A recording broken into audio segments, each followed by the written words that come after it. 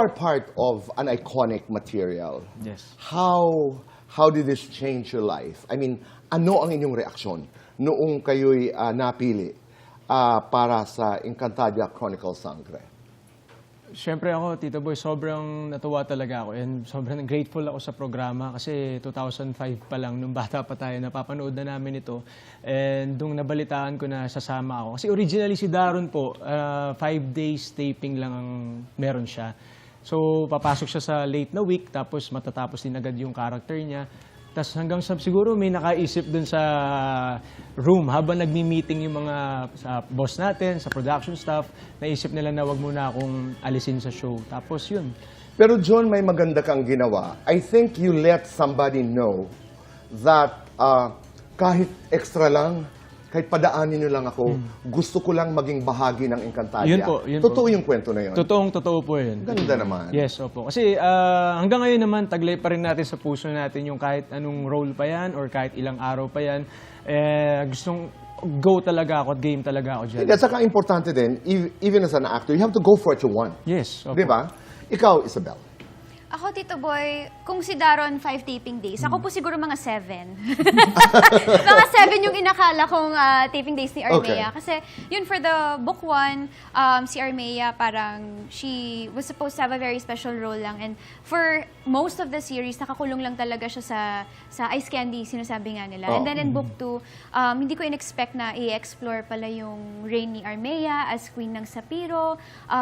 Talagang mas nakilala ko rin yung character ni Armea. And I'm so grateful to, of course, to GMA, to Encantadia, to Sangre, na they chose our characters to be one of the highlights din for Book 2. Ito, magkakatuluyan ba si Daron at saka si Armea?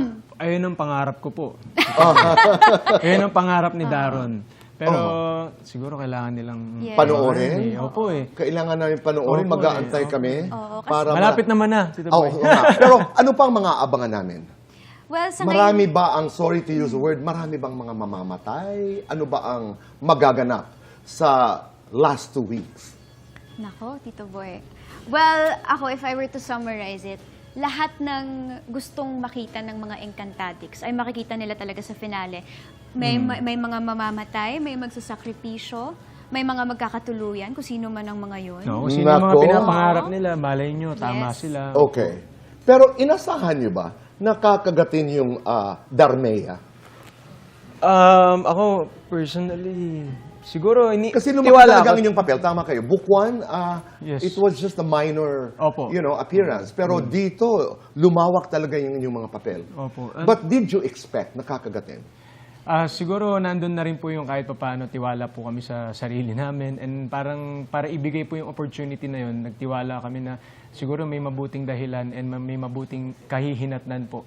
So, yun po nangyari. Pero ako talaga, Tito Boy, mula nung ginagawa ko ibang shows po before, hindi ko na rin naisip na mapapa-love team ulit po ako sa show. Kasi ginagawa na natin yung mga kontrabida roles, kung ano-ano na yung mga character na ginagawa Kasi po what a natin. blessing. Di ba? Yes. What a blessing. Sobra. Imbitahan natin ang lahat na huwag kaligtaan itong last 2 weeks ng Encantadia. Yes, mga kapuso, mga Encantadix, sana po abangan nyo, of course, the last 2 weeks of Encantadia Chronicles Sangre. Marami pong salamat sa pagsubaybay sa storya ng Darmea at sa storya ng lahat ng mga Sangre. Naku, marami po kaming in store for all of you at hindi po namin kayo madidisappoint. Okay. Ikaw at ang iyong mga kabatch, who are now some of the most respected, actors in the industry. But at a certain point in your life as actors, binansagan kayong daring, bold stars. Was that painful? Sa akin hindi. Kasi kahit na daring, kahit gano'n sexy kami, ang gagaling ng mga direktor namin. Pangalanan natin. Sinalino Broca, Diba? Ishmael Bernal. Yung bang pinakikitan nga namin yung sexy side nung katauhan. Pero pinapaarte ka pa rin. Hindi ka rin pwedeng tatanga-tanga kasi Diyos ko baka mabato ka ng silya. Yung pag dumating ka ng set at wala kang nalalaman, hindi mo memorize ang script mo o hindi mo alam, ay magtago ka na.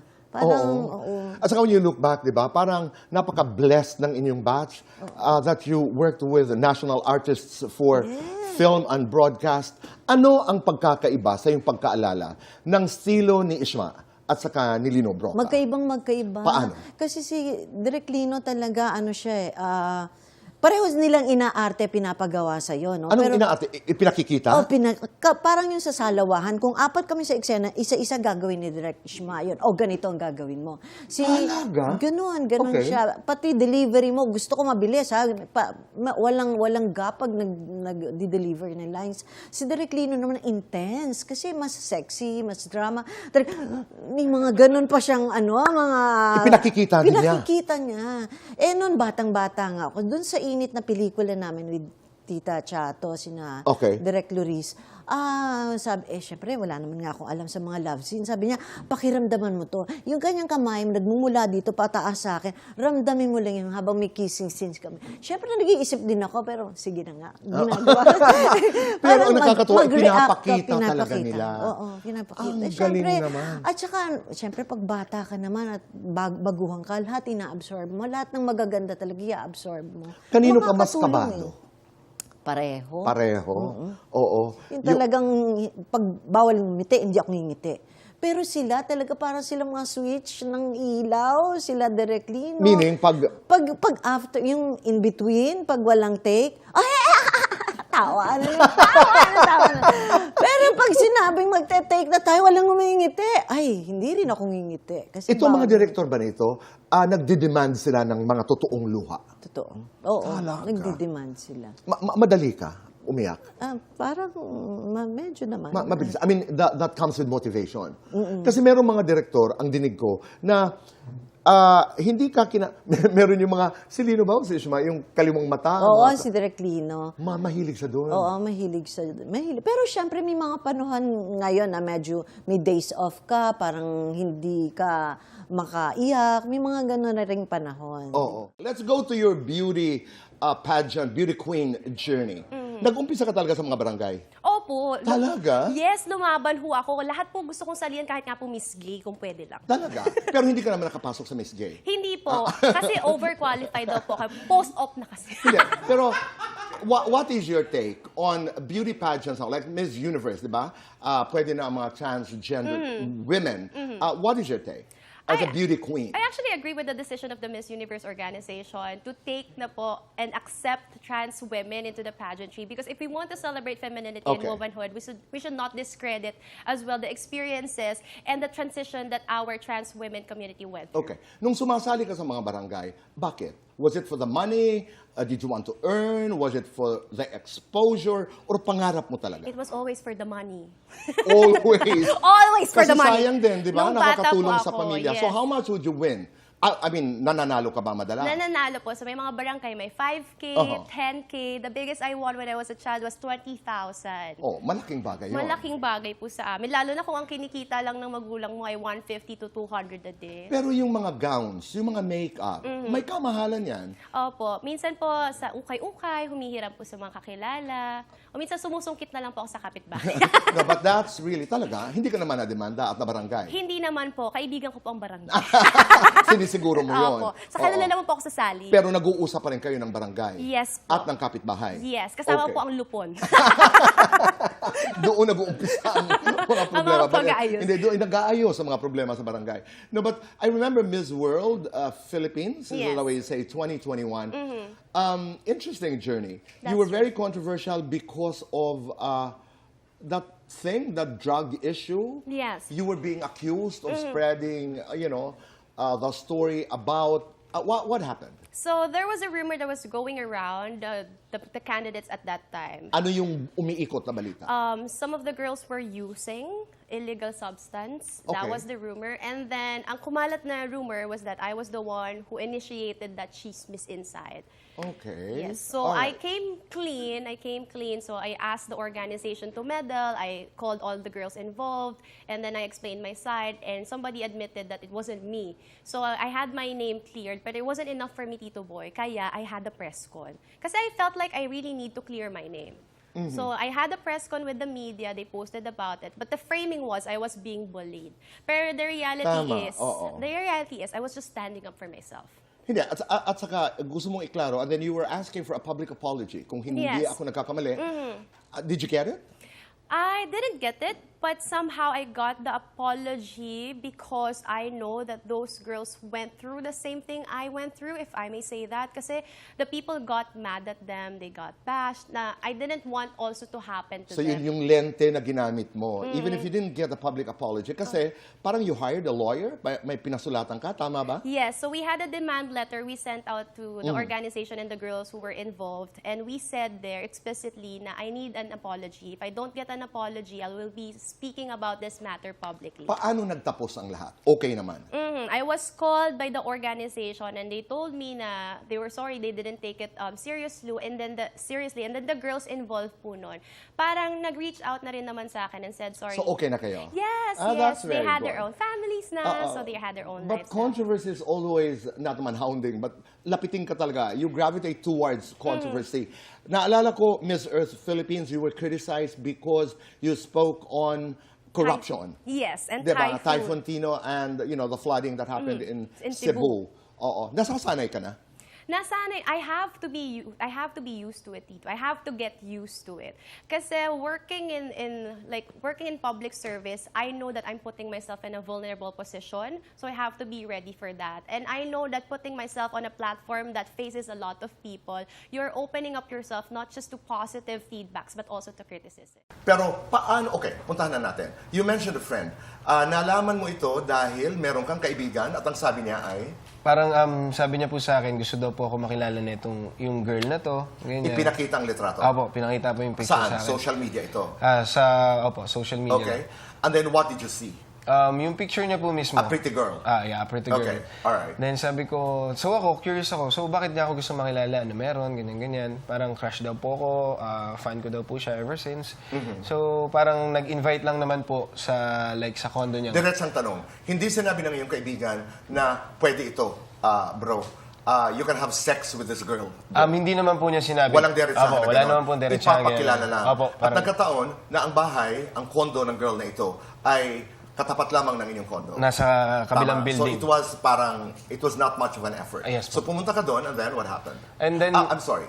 Gaano mo na katagal kakilala yung kaibigan mo?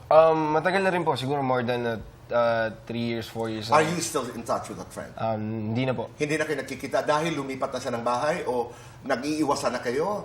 Nung time... But you can find him still? Yes po. Okay, alright. Nung time lang, Tito Boy, na nagkaroon kami ng idea na parang may scandal na lalabas. Kinonfront ko na siya kagad. Akala ko ba, sobrang kaibigan mo tong babae na to? Akala ko ba pinagkakatiwalaan mo to? At ang sabi niya? Sabi naman niya po sa akin na kinausap niya daw po yung girl na wag mong gagawin sa wag mong gagawin to sa kaibigan ko, ganto ganyan. Hindi, but that conversation happened. Medyo lumalabas na sa deep web, di ba? Opo. Ang una po kasi, Tito Boy, may isang other personality na lumabas. So parang doon lang po ako na-alarm kasi sabi ko, ba't parang same ng venue? Same ng girl. So, Kinabahan ka. Kaya kinausap ko na po And agad then yung friend ko. kinonfront mo ang kaibigan. Oo, sabi Did ko, you say ano to? sorry? I mean, sa palagay mo ba hindi siya involved doon sa nangyari? Sinasabi niya po, hindi niya alam yun, yung bagay na yun. Hindi, Biktima. pero sinamahan ka niya sa floor, nasa Yes. labas siya ng kwarto, Yes, Tito, at sinasabi niya wala siyang alam? Yun po ang sabi niya sa akin. At naniniwala ka sa kanya?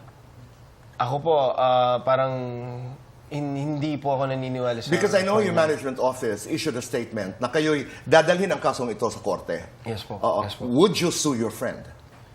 Definitely po, kung hindi Okay. siya may ikipagtulungan sa amin. Kasi siya lang po yung way namin para ma-reach yung girl. Okay, kung tama ang aking information, sinabi daw ng friend mo, wala akong kinalaman doon, wala akong alam. Naniniwala ka sa kanya na wala siyang alam. Siguro po, 10% out of 100. Okay, hinto tayo doon. Anjay, ikaw, paano ka napasok dito? Minessage lang po ako sa Instagram. Sometime 2 years ago, tama? Yeah, yes Okay. At ang message ay, Yung intro po niya na message is, niya meaning the girl. yes po. Okay. Naghahanap daw po siya ng personal coach. Then ako, I'm into fitness din po. So, na-interested po ako. Nagkaroon ako ng interest. Alright. And then, kinoach mo ba siya? Hindi po nangyari, Tito Boy eh. Kasi hindi din ako mahilig mag-reply nang hindi ko masyado kilala. Okay. So, parang, yun, parang 3 times ko lang po siya na message. Nag-engage kayo, Yes. 3 beses kayo nag-communicate sa social media. And then, Yes, for the 2 years po. 2 years. Yeah. 2 taon ang lumipas. And then, what happened? Yun, and the third po, yung nag-message po ako sa kanya ulit, last year po. Ikaw ang nag-message na. Ay, nag-reply po ako. Nag-reply ka Yes sa po. kanya? Tas Dahil yung- ang kanyang message ay, gym pa rin ba? Fitness pa rin ba? About na? meeting po, mag-meet. Gusto na niyang mag-meet kayo. Ano ang nangyari? So yun po, nangyari na po yung... Anong inimbitang kanya? Pumunta ka na kaagad sa kanya. Andre, sorry, but the question is, bakit? Nanghina ka ba? Natempt ka ba? Baka nanghina. Sinejuice ka ba? Inakit ka ba? Baka nanghina din po, ako, parang natukso, parang gano'n. Natukso ka. Okay. Paano ka magpapaalam kay Dea? Nandyan siya. Sige nga. Dea, mahirap man para sa akin na magpaalam sa'yo. Maraming salamat. Maraming salamat dahil napakarami mong itinuro sa akin bilang tao. Kahit hindi ka tao. Ang dami kong nabitbit in real life. Masasabi kong mas tumapang ako dahil nakilala kita. At masasabi kong mas naging mabuti akong tao dahil sa'yo. Dahil nagawa kong i-portray yung character mo na nadala ko sa totoong buhay. And I am so happy na nabigyan ako ng chance na makilala ka. Dahil kung hindi kita nakilala, hindi ako ngayon. Ito. Hindi ako yung angel ngayon. Without you. Maraming salamat. Pag-sana, Eshma. Kelvin, if you were to say goodbye to Adamos, paano? Alam mo, Adamos, ang hirap mo hanapin eh. Sa totoo lang, nahirapan ako bago ako makita kung sino ka talaga. Pero gusto ko rin magpasalamat sa'yo kasi alam mo, at higit na ikaw yung nakakakilala sa akin. At ako yung tayong dalawa technically magkakilala. And ang dami kong experience na hindi ko mabanggit pero gusto ko magpasalamat sa'yo kasi tinuruan mo akong maging matapang and makasurvive sa kung anumang sitwasyon na kalalagyan ko. Salamat sa pain, salamat sa experience, salamat sa journey natin. At hindi ko kailangan magpaalam sa iyo kasi nandito ka lang palagi sa puso at isip ko. Salamat sa iyo. Faith. Abisala Eshma, Lamara. Labis ako nagpapasalamat na sa buhay na mayroon ako. Sa personal ko na mga pinagdadaanan bilang isang faith. Ikaw yung nagturo sa akin. Ikaw yung nag-remind sa akin of how fearless I am. Of how strong I am. And yung mga moments na gusto ko nang sumuko sa personal ko na life, ikaw yung nag-ignite nung fire inside me. Ikaw yung nag-embrace sa akin ng warmth. And alam kong mas matapang ako ngayon. Mas mahal ko yung sarili ko dahil nakilala kita. Maraming salamat dahil you showed me possibilities na never kong naisip in the past. Mahal kita. Thank you. Bianca, ikaw. Kitera naman.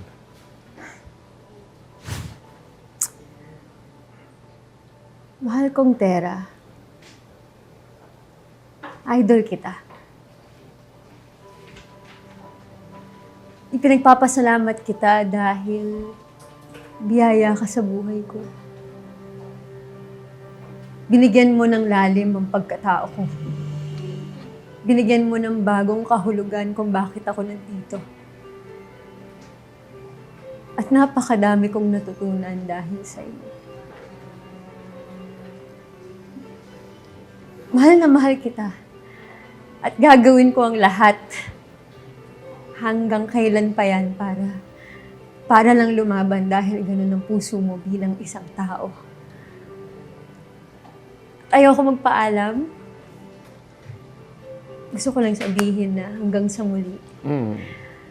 Hindi man muna tayo magkasama ngayon, pero kapag nagkasama tayo ulit at magampanan kita ulit, gusto ko malaman mo na patuloy akong lalaban, hindi lang para sa sarili ko, hindi lang para sa Encantadia, higit sa lahat para sa'yo. Oh.